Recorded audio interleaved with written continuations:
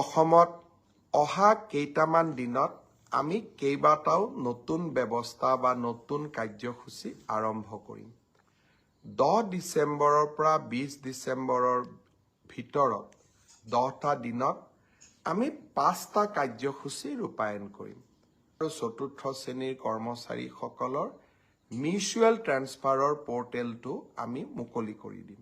কেইবাটাও নতুন ব্যৱস্থা বা নতুন কাৰ্যসূচী আৰম্ভ কৰিম।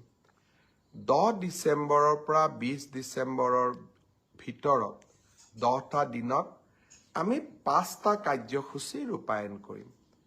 পোনপ্ৰথমে বিগত বানপানীত যিসকল লোক ভীষণভাৱে ক্ষতিগ্ৰস্ত হৈছিল তেওঁলোকক আমি সাহায্যসমূহ বিতৰণ কৰিম।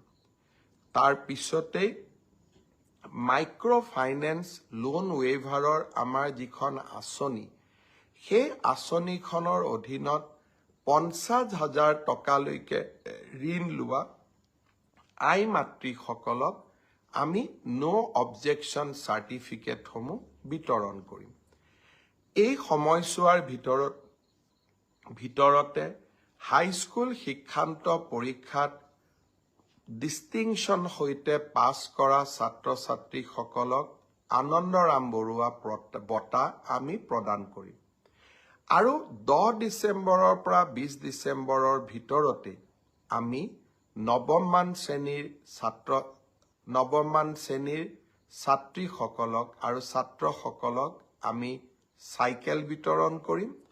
আৰু ঠিক একেধৰণে উচ্চতৰ মাধ্যমিকত সুখ্যাতিৰে উত্তীৰ্ণ হোৱা ছাত্ৰ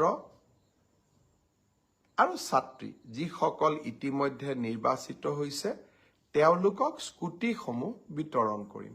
অৰ্থাৎ 10 ডিচেম্বৰৰ পৰা 20 ডিচেম্বৰলৈকে আমি সকলোৱে ব্যস্ত থাকিম আৰু সকলোকে এই আঁচনিসমূহৰ লাভ দিবলৈ আমি যত্ন কৰিম।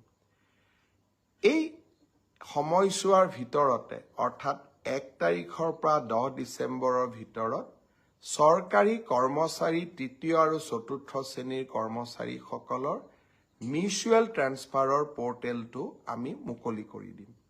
এতিয়া কামৰ সময়, নিৰ্বাচনৰ সময় আমি পাৰ কৰিলোঁ আৰু এইকেইটা দিন আমি সকলোৱে চৰকাৰী কাম কাজ, ৰাজহুৱা সেৱাত আমি ব্যস্ত ৰাখিম।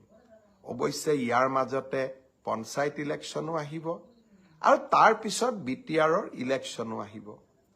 25 চনটো কামৰ মাজে মাজে নিৰ্বাচনো হৈ থাকিব, কাৰণ 26ৰ নিৰ্বাচনৰ আগত আমি কেইবাটাও নিৰ্বাচন পাতিব লাগিব। ৰাভা হাছঙৰ নিৰ্বাচন, মিচিং স্বায়ত্তশাসিত পৰিষদৰ নিৰ্বাচন।